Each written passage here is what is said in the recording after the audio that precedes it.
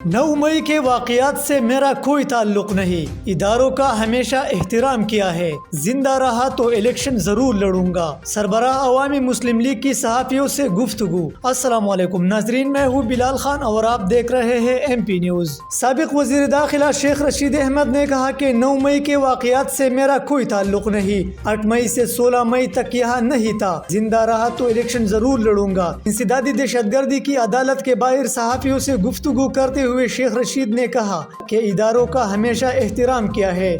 उन्होंने कहा कि इन्हें 56 और 57 से इलेक्शन कलम दवात के निशान पर लड़ूंगा।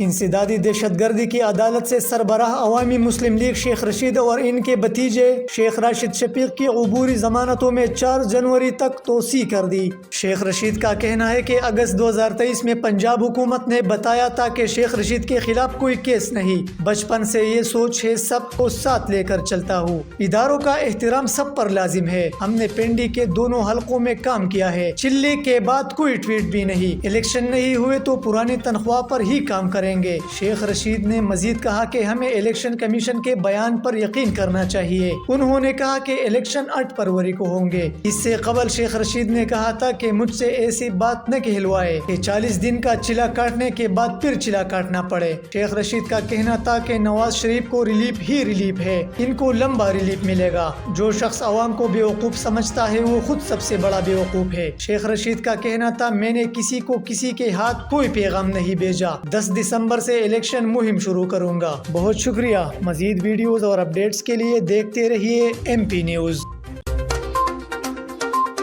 MP न्यूज़ सवाल समेत मुल्की और गैर मुल्की खबरें आप तक पहुंचाए सबसे पहले।